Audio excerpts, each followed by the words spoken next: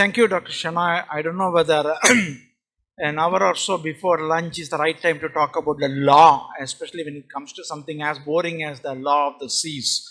But at the beginning, I would like to express my deep gratitude to the organizers as well as chairperson for inviting me to give a talk and share my thoughts on the policy framework of the blue economy as well as the governance structure. And Dr. Meena Kumari and Dr. Atmanand has already made my life a bit more easier because they have touched upon that basic tenets of what constitutes a blue economy. So, first I will start with a disclaimer which I think I should put it about. Some of the views at least which I am expressing here may not be reflective of the views of the government of India.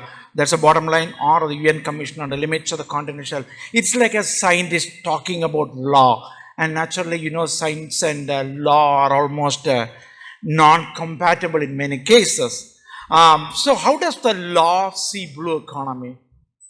We have been talking about blue economy, but as we see, blue economy for a lawyer or for the legal party does not mean ocean economy.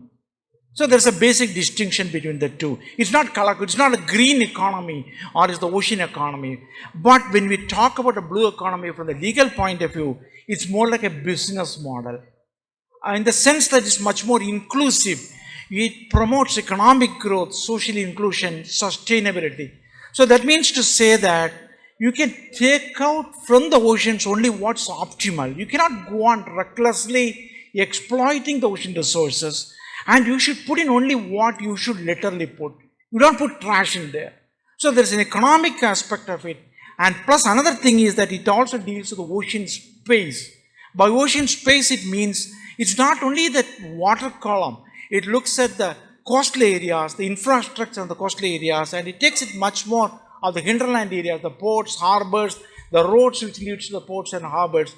So the ocean space as a lawyer is something totally different from what a scientist would see. So how do you see an ocean space? How do you utilize the ocean space? What you see here is a kind of a cartoon which shows the ocean. You know, you got centrally an island there surrounded by the water column. This is the ocean part of it, and they got some inlets, and what you see it out in the green or blue color is nothing but the coastal areas. So how do you utilize this ocean space? Before you know that it can use it for several purposes: land use, tourism, oil and gas exploration, mariculture, defense, navigation, culture, conservation, dredging, submarine cables, fishing. So just about every activity is concentrated on the ocean space. And before you realize it, you see that the entire ocean space gets covered by some activity or other. And each of these activities is governed by some law. The law can be kind of unilateral when it comes from the coastal state, or it can be bilateral, trilateral, multilateral, or it can be something which is finally given by the United Nations. So the most important thing about when you talk about the legal part of ocean space is that you have to have a synergy between the different organizations, different users. It's not that I have my own law because I got a larger area. Another country which is deprived of the ocean should have another law. So without having the dichotomy, the most important thing is the synergization between the various end users of the ocean space. So you have got a plethora of laws, you know, you have got the marine space, you have got, when you talk about the marine space, you have got the United Nations is almost a supreme body which gives the directive both for the law of the land as well as on the sea. You have got International Oceanographic Commission, you have got a Whaling Commission, and you have got a Commission on the Limits of the Continental Shelf, International Seabed Authority, and then finally you have got an International Tribunal for the Law of the Sea where the lawyers take over. Then you have got several laws or several institutions or commissions which are exclusively to the ocean. Like for instance, you have got the regional fishery bodies, for instance. We have got a MARPOL, Marine Pollution Control thing, Safety of Life at Sea, the famous London Convention which talks about dumping in the oceans, Code of Conduct for Responsible Fisheries, Compliance. So just about everything you have got a law, a convention or an agreement which has been ratified by many other countries. But to what extent we are actually implementing, that is the bottom line which will drive the ocean economy forward. I will not be talking about all the laws and other things because it can take days on end. I'll be just quickly going through, for one of time, I'll be talking about the United Nations Convention on the Law of the Sea, which is the crucial or the central law which decides on the law of what governs the oceans. And then you have got three organs basically: the Commission on the Limits of the Continental Shelf, which look at the seabed resources; International Seabed Authority, about which Dr. Atman has talked about a fair bit about ocean resources on the seabed; and finally the set of lawyers, international. When you don't get along with each other, definitely you have to either fight it out or you have to go to a tribunal. So there's a tribunal which looks at the way the law should be implemented. So only these three aspects I'll be touching about it. And how did it start? The whole thing about the concept of the law of the sea. It is actually an aftermath of the Second World War, when there were victors and the vanquished. The victors wanted more of the oceans. The vanquished were supposed to sacrifice the oceans and that thing. And then there was the famous Truman Proclamation 1945 by the United States. He went ahead and said the entire coastal resources belong to United States because we were the victors. So it all started like this. The continental shelf became a concept. And then also there are more of technological breakthrough. When you have got more technology, you have a tendency to go more further oceanwards. When you have got more further oceanward, you discover more mineral wealth. And when you have got more mineral wealth, naturally you should have a law. So the perceived mineral wealth of the oceans, an increase in discovery of the offshore hydrocarbon, petroleum resources, that was probably the main driving force behind the law of the sea. Because most of the ocean resources were discovered by the time. Dr. Atman had touched about several other things: phosphorus, hydrothermal deposits, polymetallic nodules, hydrocarbon resources and other things. So all these things, when you have something, when you have a discovery, when you have to explore and exploit like what NIOT is doing, you should have a law, you should have a governing principles. But there are some countries which are deprived of the oceans. They also need to survive. So this group came forward and said the concept of common heritage of mankind. They said ocean doesn't belong to the whole world. Ocean, like the airspace, belong to the common heritage of mankind. You cannot do whatever you want to do it. Because just because I am deprived of the ocean, it doesn't mean that you can utilize whatever resources you have got. So finally in 1982, the United Nations Convention on the Law of the Sea. Interestingly, it took about 13 years for the United Nations to come up with an agenda itself. Because none of the countries were actually, because it's a question of my sovereignty versus somebody else's sovereignty. Finally, on the 16th of November 1994, it entered into force. So you can see it started in 1982. The negotiations started in 1982, and 1994 only it came into force. As of today, we have got about 166 nations have signatory to the United Nations Convention on the Sea. So what does it actually mean? It codifies the ocean space. It divides the ocean space. Just like we have got a land, we have got continents, countries, and then districts, states, like that. And similarly, this also seeks to codify the ocean space in different maritime zones. But the difference here between land and the ocean is that the sovereign and jurisdictional rights minimize as you go through the successive zones. The further away from the land you go into the ocean, your sovereign rights are getting diluted. So that is the way it goes. The further away you go, the less are your jurisdictional rights, the less are your sovereign rights. So this again is a cartoon which shows the different maritime zones. You have got a sea level here, and you have got an ocean space above that. What you see, the fish is there, the sea level. And then if you chip off the whole thing out of the water column, you have got the base, the seabed actually, what we call as. We have got a shelf, we have got a slope, rise, and the deep ocean. So this is the water column, and above that the ocean, airspace there. So it is divided. The United Nations Convention has given some dictates saying that up to a total distance of about 12 nautical miles from the baseline, you have got a sovereign right over the airspace, water, sea, and subsoil. So just about everything, right? If you start from the top, the airspace is yours, the water column is yours, the seabed is yours, subseabed is yours. And then you have got another 12 nautical miles more if you take it. You have got what is called a contiguous zone, which is mainly meant for the customs, immigration, other things. You cannot go beyond that. But still you have got rights of the airspace, you have got a right to the water. So you have got an innocent passage. If somebody wants to fly across there, you need to take the permission from the country. Same way it goes for the ships also. Unless it flies the national flag, it cannot take it inside. But once you go away from the 24 nautical miles, up to a total distance of 200 nautical miles, you have got a so-called exclusive economic zone, where you don't have the rights over the airspace. your sovereignty comes down, your jurisdictional rights come down too.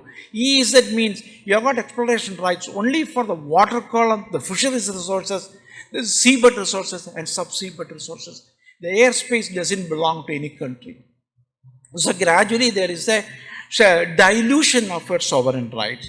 Away from that, it's the high seas. When you say the high seas, it's a water column beyond belongs to everyone on the globe.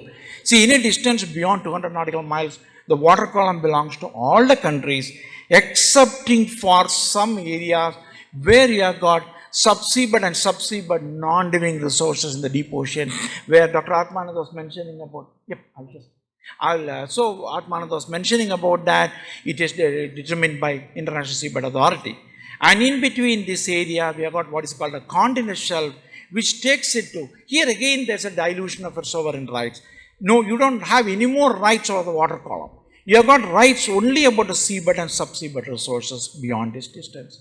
So there are some rules which are in place which will help you, facilitate you to lay claims to a continental shelf or the seabed resources beyond 200 nautical miles if you fulfill certain requirements.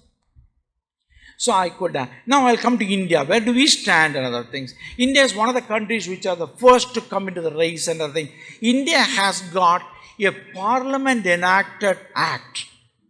1962 itself, we were one of the first countries to come forward and define our maritime zones. At par with what UNCLOS achieved after so many years in 1994 only, India already had defined its territorial waters, its continental shelf, exclusive economic zone. So it's written by an act of parliament which is inviolable. So this is where we stand, and India has already ratified UNCLOS in 1995. So this is something which has been prepared with one of my younger colleagues at INCOIS. We have already got a maritime agreement, 12 maritime agreements we have got with the 5 neighboring countries. We have got a maritime boundary between Maldives, I don't know whether I can, between Maldives and India we have got a maritime boundary. With India and Sri Lanka we have got a maritime boundary. Between India and Thailand, India and Indonesia. But you see the dotted line, we still don't have a maritime boundary between India and Pakistan. And we have got a maritime boundary right now with Bangladesh, which has actually been given by a court of arbitration. Only last year we got this one. So this is something where the law has stepped in and said that, look here, we will decide where your maritime boundary stops. So having said that, I think I can skip this also. So beyond national jurisdictions also, and Dr. Atmanand has mentioned about the Kingston thing, where we have got certain rules in place for exploration and exploitation of mineral resources beyond the natural jurisdictions.